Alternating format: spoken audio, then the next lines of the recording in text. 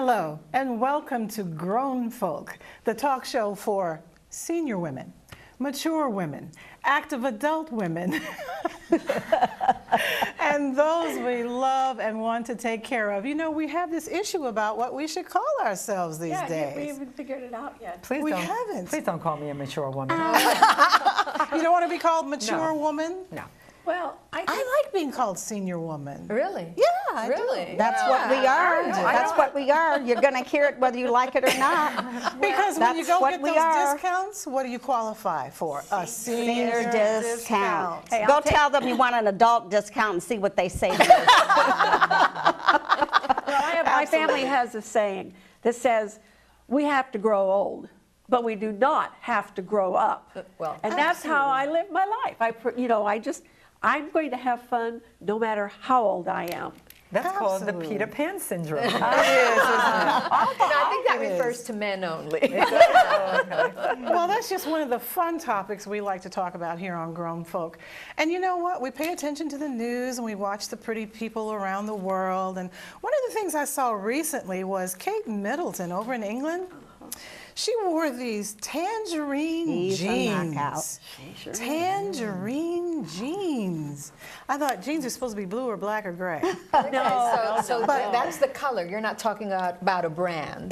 That's the color, not the brand. And they actually said that once she wore these jeans at an event, for 3 weeks after that, sales of colored jeans just went through the roof. Well, I have seen that in the fashion magazines lately. Well, actually, we have it right here. Our own Linda Franklin is Wow. wearing tangerine jeans. Linda, Would do you you guys mind like to getting see? up and showing them off for us? Just one moment here. Here she comes. There she is. Miss America. Linda. With her tangerine jeans. And looking good. Linda, you are sexy. So we can do that over here in America too, can't we? Absolutely. Well, I've had colored jeans available. It's one store I shop at. They always have colored jeans. Really? Yeah. I only see blue, gray, and black. Well, it depends on where you shop. And white in the summer. Yep. Right. My closet, primarily, it's black, white, and of course, the blues. I have all shades of blues, the lighter blues and the darker blues. Yeah. But I don't think I could wear jeans that were other than those colors. I don't know, feel weird. Well, as y'all could tell, I'm just different. I like to wear my colors. I don't like to dress up. I just like to be casual and hot. Anyway, well, thank you. Well, Thank you. and I think it's wonderful because it shows that even women in our age category can wear skinny jeans. Yes. Absolutely. Absolutely, yes. And speaking of our age category, one of the things that we talked about amongst ourselves was this whole issue of being past 55 and having stuff, you know, mortgages, homes, investments, trust funds, money in the bank in one way or another. We all have something we've amassed, some of us more than others. And when you're single and you're 55 or older and you want to get together with someone, it makes it kind of a challenge to figure out how to bring all that stuff together and not make one person feel like they're giving more than the other person. Do I sell my house and move in with you? Oh, my. Or do you sell your house and move in with me when we get together? Or do we not sell our houses and just sort of commute back and forth? You know, I heard of people that were married living in separate countries. Yeah. I've heard of people living in the What a same marriage, city. then. Well, when you get, What kind of a marriage is that? as you get older, some people say it just doesn't matter as long as you love one another and you see each other when you need to. Oh, well. Yeah. You know, Well, you could that's- live like that. Well, everyone has to, I guess, manage what that relationship is Yeah. with their significant other, whether Exactly. they're married legally or they've just decided to live together or have a close relationship. So we need to all define ourselves depending on what And I our think also circumstances now are. the issues with getting older, a lot of times with Social Security and pensions and things of the nature, a lot of times when you're dependent solely upon Social Security potentially, you don't want to give that up. A lot of older people, they cohabitate because they do not want to give up their Social Security and pensions because that's his sole income that is coming in. That's an excellent point. And that's the reason why we're going to start a series called His Stuff, Her Stuff. And we're going to bring someone on a little bit later today that's going to help us begin to unravel that. Another thing we're going to be talking about today is an organization called CERT that I thought was so exciting. It's international. And it allows ordinary citizens, be they young, old, in between, to volunteer in very noteworthy ways to assist their community and the authorities within their community. So we're going to bring some gentlemen on to help us learn about the CERT organization a little bit later. In the meantime, I think we're going to take a break right here. And we'll see you in just a few minutes when we come back. Thanks for joining us. Don't touch that dial.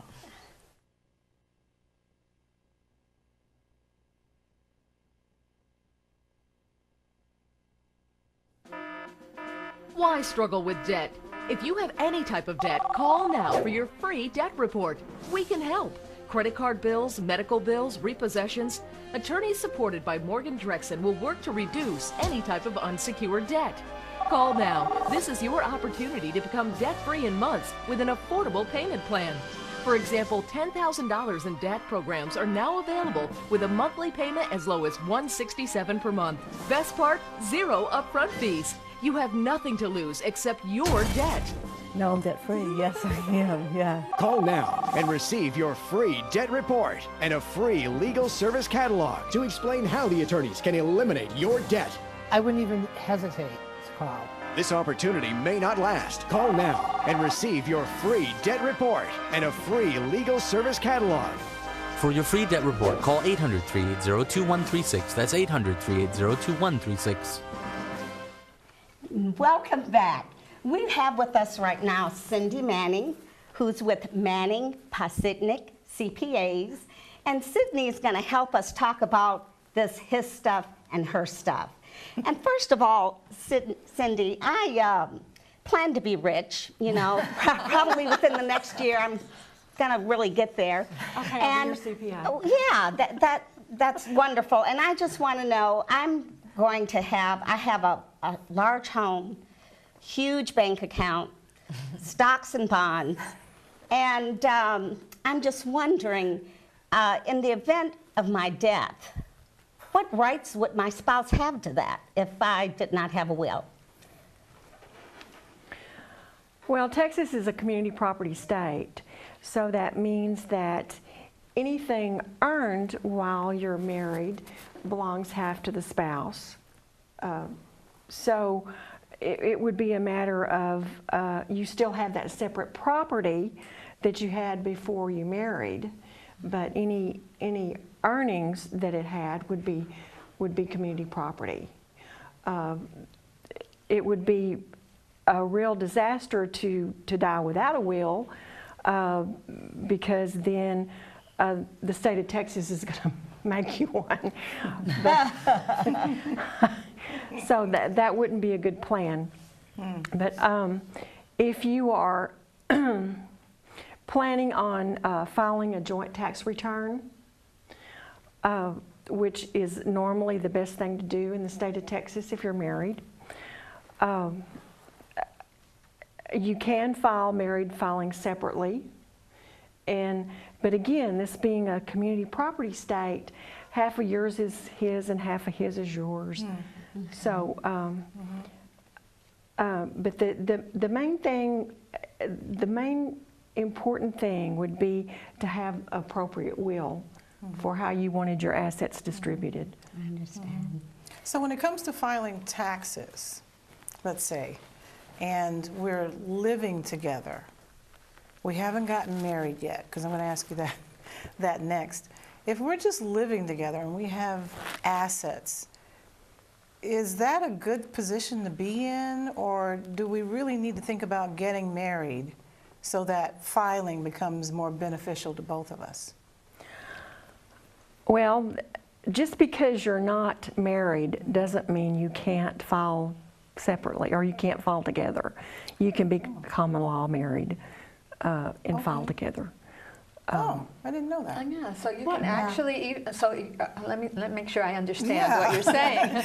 If you live with someone If you and you're hold not yourself- legally married, you can still file jointly? If you hold yourself out to be married, yes. Which means we sign contracts together. If you go to church and you say, this is my husband, or this is my wife, or if you do other community things and you call each other husband and wife, then, you know, you're pretty much common law marriage. I know a bunch of people that do that are not married, so You better tell them to watch out. I guess they're common law. You better tell them to watch out. Yeah, because they would have the same kind of attachment to earnings during the period that you were together. Okay. So again, a will would be very important to Yes. have. Yes. I guess we all I'm know. still a little confused, though. Okay. What if the two people wanted to file separately, regardless of whether or not they're living as common law? Is that legal? Okay, if they're not legally married, yes, they file separately. They do file separately, but they Yes. have the ability to file jointly Yes. if they choose If they to. hold themselves If they out. hold themselves out to be married, yes. Now, Interesting. Let me take it a step further. What if we get married, but we want to keep our stuff separate? I want to keep my own bank account. I want to keep my own investments. I want to maybe keep my house. He has his house. Should we file as, what is it, separate heads of households, or? Well, it's just married filing separately. Okay. It's either married filing joint or married filing separately. The one thing you need to remember, if you are married filing separate and you have Social Security benefits, normally, or generally, your Social Security benefits are not taxable unless your income is above a certain level. Okay, if you choose to be married filing separately, your Social Security benefits are going to be taxable, and you won't have that opportunity for them not to be. So Okay. that's not a good plan. Not a good position to be in. Right. Now, Yeah, is there a so- benefit to filing in that instance jointly versus married filing separately? Is there a better tax benefit to filing jointly versus filing separately if you're married and living together? Well, only that about the Social Security benefits. The only real advantage in a community's property state is if one spouse has a lot of medical deductions, and they would be able to take them if they filed separately as opposed to jointly, because whether you can take them or not depends on adjusted gross income. So And that's usually a couple has a higher, because you're right, joining would the have incomes of higher adjusted gross income. But isn't it true that when you get together, if you're not married and you're divorced, and then you find somebody and you want to be with them, the property that you bring into the marriage, if you get married, is still community property? It's not. It is not considered when you marry someone that the person's property. Is that true? Well, whatever property you had before marriage is your separate property. The only way you could make it community property is if you commingled it. Say you have a brokerage account or some kind of investment account that's your separate property, but you open it and put it in a joint account, then you've lost your separate property. So, and then I think as far as women that remarry, they should be cognizant to know that they should not do that and keep it as separate property just in case it does not work out. Because a lot of times in a second situation, it may not work out, and that monies or whatever is lost. I think a lot of women don't really understand that very full well in the state of Texas. Well, Cindy, we've really enjoyed you, and we really appreciate all the questions that we had for you to answer. And we're going to take a break right now, and we'll be back.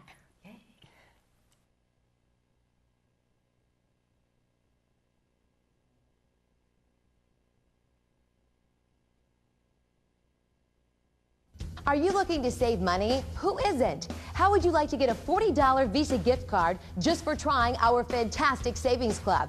Joining Great Fun will give you incredible savings on electronics, as seen on TV items, appliances, home furnishings, and more. And you don't have to sacrifice the brand you love to enjoy great savings. Choose from popular brands like Sony, Whirlpool, KitchenAid, Fisher-Price, Dyson, and Panasonic. Plus, you're guaranteed to get the best deal you can find because Great Fun will pay you double the difference if you find a lower advertised price. Call Great Fun now to get your first month's membership for just $1 and receive a $40 Visa gift card. And take advantage of saving as much as $1,200 on grocery items throughout the year. And don't forget, you can keep the $40 Visa gift card as our gift just for trying Great Fun for the first month for only $1. Your life, your choice, and great savings at every turn. Call Great Fun now. Welcome back to Grown Folk, and I am so pleased to introduce these next gentlemen. It's Mr. Gordy Van Steenberg and Don Dewberry, and they're with an organization called CERT, C-E-R-T. And in my opinion, they are ordinary people doing extraordinary things, and they're going to let us know how we can be a part of that also. So welcome, Gordy and Don, and I'm so happy you're here at Grown Folk, and I would love for you to first explain what is CERT.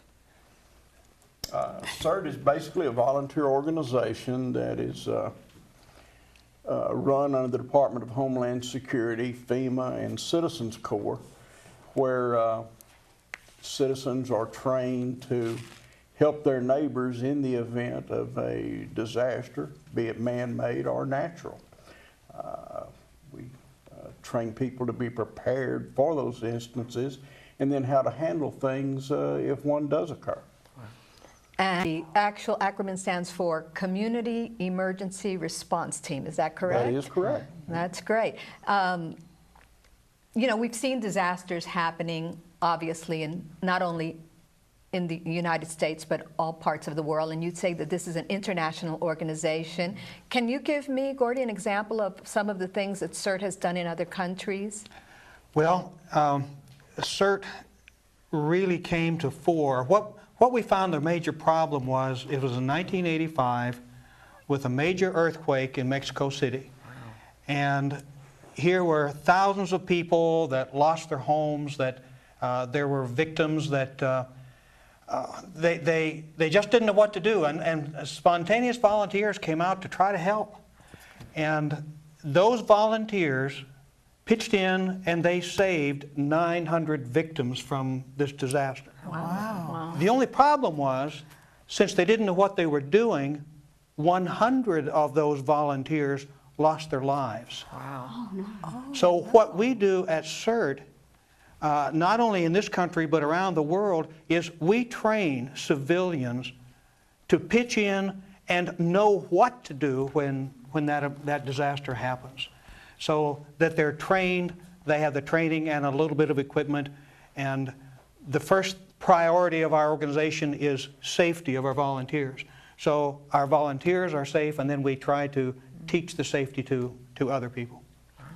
Wow, so it's an international organization. Do you have to be a certain age to join the organization? Don, tell them about the new thing that's coming out with the younger folks. Okay, there's the main, I hate the word mandate, but basically Commissioner Fugate of FEMA, main push this year has been youth in preparedness. Mm-hmm. So we've got a lot of youth programs going on. We have what's called Teen CERT, which is for teenagers in mainly the high schools from age 14 to 18. At 18, they can become a regular CERT member and work with the adults. But it's to give a little preparedness in the school systems in case something should happen there. So they'll know a little more than just duck and cover and try to stay out of the way. We also have Campus CERT, which we worked with last weekend. We had a joint exercise after our 14th class, training volunteers, with Northwood University in Cedar Hill. Wow. And it was really a good experience for both the Campus CERT working with us campus volunteers, and us being able to go in and work with them and work together and handle simulated victims and things like that. So it was covers pretty much the whole gamut of age groups.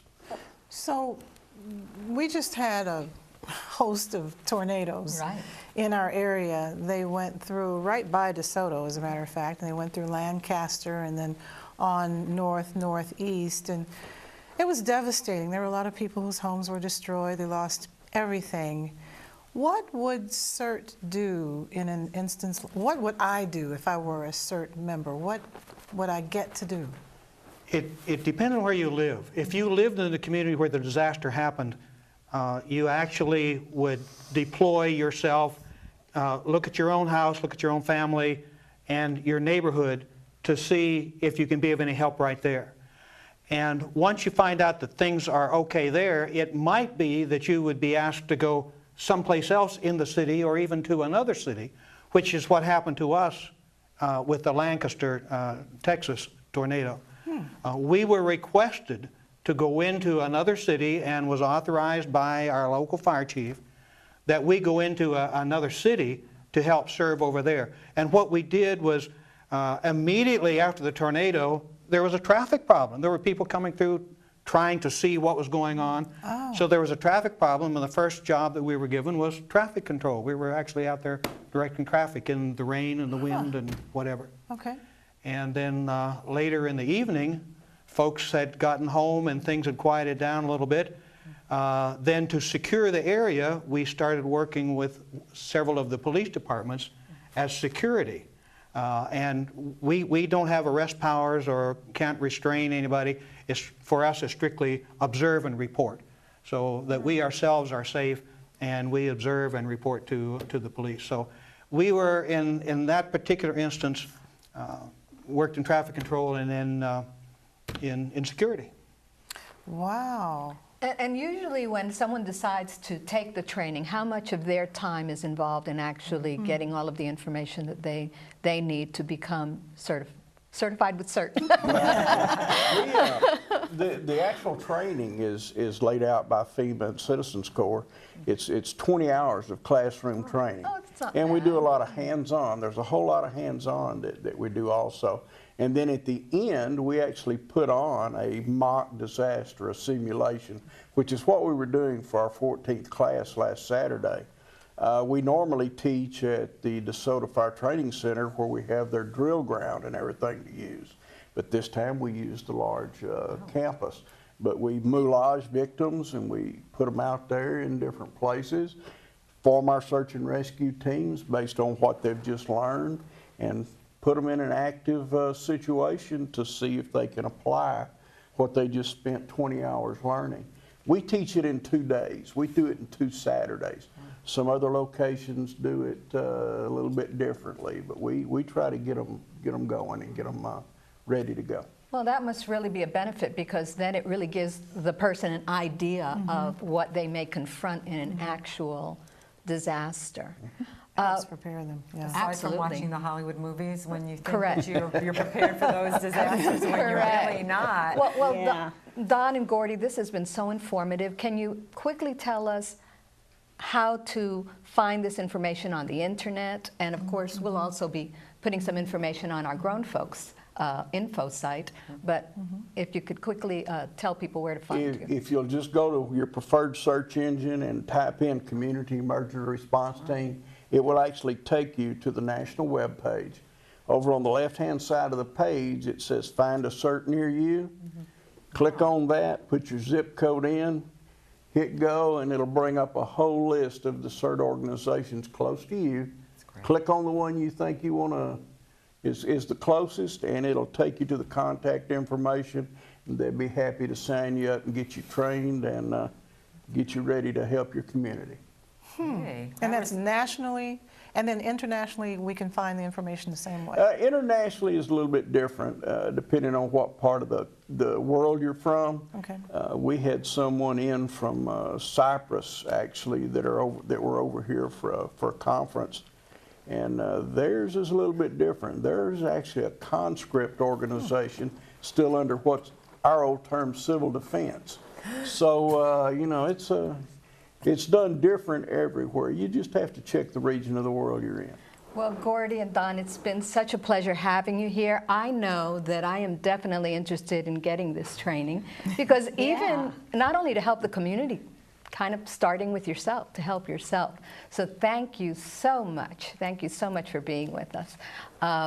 Make sure that all of you go to the website that they indicated and make sure that you also sign up and be prepared so that the next time something comes your way, whether it be a tornado, whether it be anything else, then you know what steps you need to take to not only help your community, but also to make you and your family safe. Absolutely. And we'll be right back.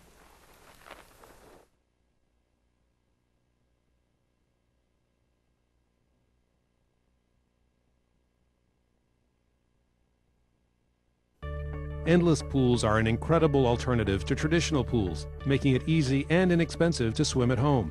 Call our toll-free number or visit our website for a free idea kit. Endless pools are simple to install, easy to maintain, and economical to run. Swim or exercise against a smooth current that adjusts to any speed or ability. Perfect for year-round health, fitness, and relaxation. Call our toll-free number or visit our website for your free Endless Pools idea kit. I am. Oh, you want to hurry up? Sit down. Yes. Welcome back to Grown Folk, and we just have a couple of seconds to say thank you for being here. We hope you tune in again next week. I want to give a shout out to Leslie Mierendorf up in the Upper Peninsula, Michigan, for supporting our show by donating on Indiegogo, and to Teresa Francis in Indianapolis. Thank you. With that, anyone else want to say goodbye or hello to anyone out there? Please, please remember to go to our Grown Folk page on Facebook and hit that like button. Oh, yeah. Yes. That we would love for you to like us. And if you need a CPA, do not hesitate to call Cindy Manning at Manning and Podsednik. Absolutely. For your tax questions and needs. And of course, all the information that you hear about on this show you can find on our website, which is www.grownfolk.info. We'll put links to every guest website there so you can reach them when you want to get more information. Next week, we'll be talking about some more interesting things here. Always. We always find very interesting topics to share with you. So make sure you tune in with us on grownfolk.info.